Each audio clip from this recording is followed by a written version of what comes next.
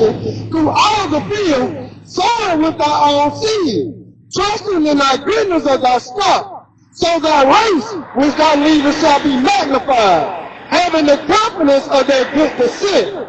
So when we always run this race in the Bible, that's exactly, I know we in the Spirit. That's exactly where I was going to go to my note. How is it that race is not in the Bible? That's what the Christian church teach, right?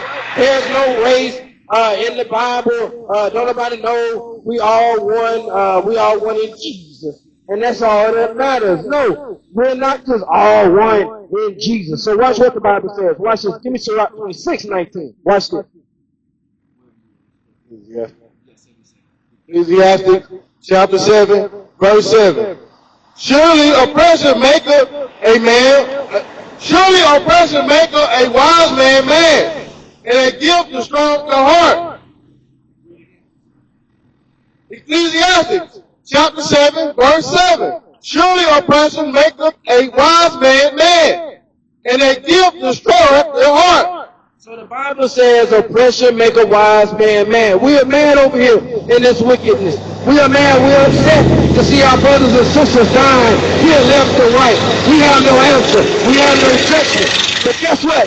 That's what we come out here for, to teach and wake up our people, to wake up other nations for judgment, to let you know. But guess what? There is a day coming. There is a day coming. You got something out? We're going to close out. We know who we are according to the Bible. Psalms 149. We'll close out with that. Matter of fact, I want to end on Baruch 4:21, but I'll do Psalms 149. Psalms 149. Psalms 149. Praise ye the Lord. Sing unto the Lord a new song, and his praise in the congregation of saints.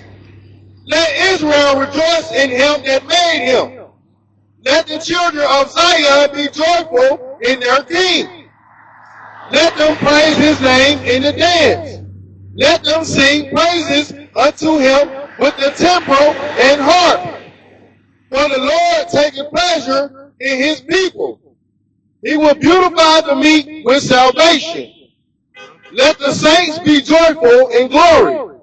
Let them sing aloud upon their beds. Let the high praises of God be in their mouth, and a two-edged sword in their hand, to execute vengeance upon the heathen and punishments upon the people, to bind their kings with chains and their nobles with fetters of iron, to execute upon them the judgment princes. This honor have all his saints. Praise ye the Lord. And with that, we're going to end on this last one. Watch this. Ecclesiastes chapter 6, verse 13. Separate thyself from thy enemies, and take heed of thy friends. Take heed of thy friends. So with that, we are the sons of Yah. We say, Kwam Yasharallah and Kwam Yasharallah.